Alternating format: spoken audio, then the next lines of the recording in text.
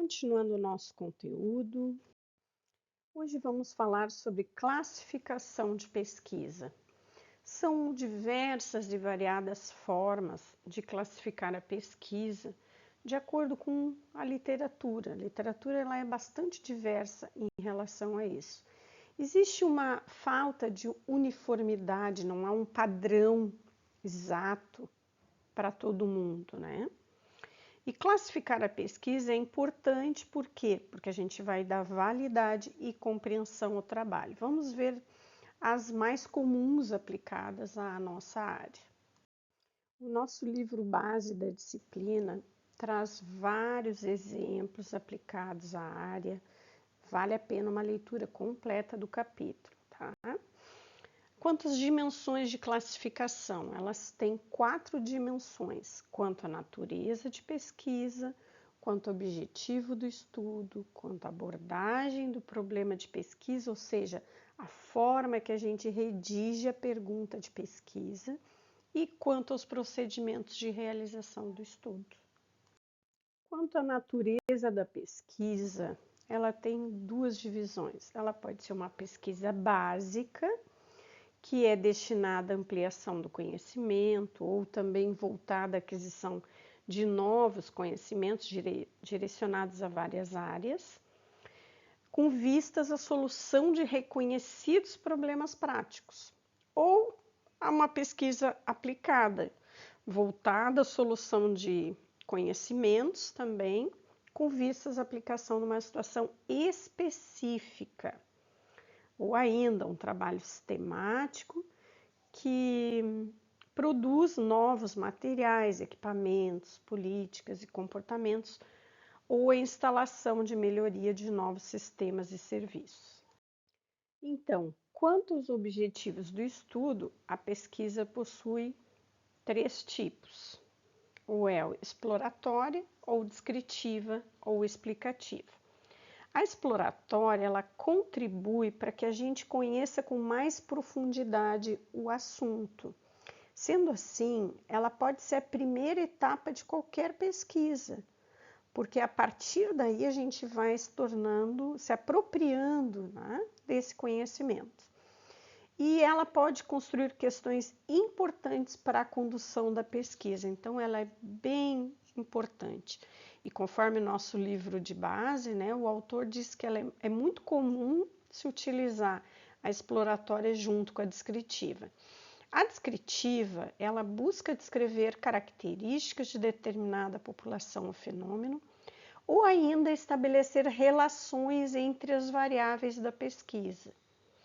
Já a pesquisa explicativa, ela visa identificar os fatores que determinam ou contribuem para que determinado fenômeno ocorra. Então, ela explica a razão e o porquê das coisas. Quanto à abordagem do problema de pesquisa, a pesquisa pode se classificar em qualitativa ou quantitativa. A qualitativa, ela se direciona a descrever a complexidade de determinado problema, analisar a interação entre determinadas variáveis, compreender e classificar processos vividos por grupos sociais que são dinâmicos. Ela tem maior profundidade e mais entendimento das particularidades e especificidades. Já a pesquisa quantitativa, ela se caracteriza pelo emprego de quantificação, tanto no processo de coleta de informações, quanto no tratamento dos dados, por meio de técnicas estatísticas, desde as mais simples até as mais complexas. Quanto aos procedimentos de realização do estudo, são diversas as possibilidades. Por exemplo, nós temos o estudo de caso, que aprofunda os conhecimentos a respeito de um determinado caso específico, de uma empresa, de uma situação. Temos o levantamento ou survey, que caracteriza-se pela interrogação direta das pessoas, cujo comportamento se deseja conhecer. Normalmente, se utiliza um questionário com questões fechadas e análise quantitativa. Temos a pesquisa bibliográfica, que explica um problema a partir de referenciais teóricos publicados em documentos. Seguindo, temos a pesquisa experimental, naquele estudo no qual uma ou mais variáveis independentes são manipuladas para ver como ela influencia as demais variáveis. Temos a pesquisa documental, que vale-se de materiais que ainda não receberam nenhuma análise aprofundada, sendo que temos documentos de primeira mão ou de segunda mão. O de primeira mão, que nunca foram analisados, e o de segunda mão, que já foram analisados de alguma forma. No primeiro caso, a gente tem como exemplo documentos oficiais, fotografias, reportagens, contratos, filmes. Já no segunda mão, nós temos relatório de pesquisa, tabelas estatísticas, base de dados da CVM, do Banco Central, do SUS, de diversos órgãos, né, nacionais e internacionais. A pesquisa participante é aquela em que há interação entre os pesquisadores e os membros das situações investigadas, que normalmente são empresas. Continuando, nós temos o estudo caso-controle, que é retrospectivo. Ele é um estudo ex post facto, ou seja, ele é feito de trás para frente, depois que os fatos ocorreram. Temos a pesquisa fenomenológica, que descreve a experiência vivida na essência, ou seja, ela foca nas experiências individuais subjetivas dos participantes.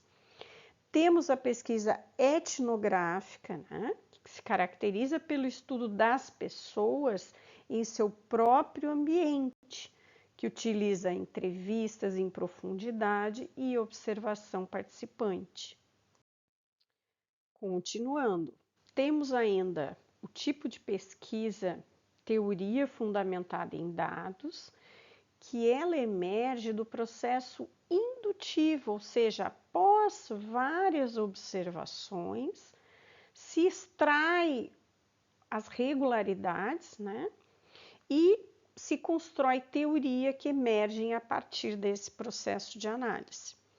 Temos a pesquisa-ação, que se caracteriza pela intervenção em determinado grupo de organizações, comunidades, ou até mesmo em uma única organização, uma única empresa. Temos a pesquisa histórica, que busca evidências, né, da história através de técnicas padronizadas, né, que são sintetizadas e transformadas em uma narrativa histórica. Temos também a pesquisa de arquivo, que é realizada a partir de arquivos que foram coletados e que são armazenados por terceiros, ou seja, dados secundários, né, que serão analisados quantitativamente. Temos também a pesquisa de laboratório, que descreve, analisa o que ocorre em situações controladas, ou seja, em recintos fechados, em ambientes reais ou artificiais, né? Muito ligada à pesquisa experimental.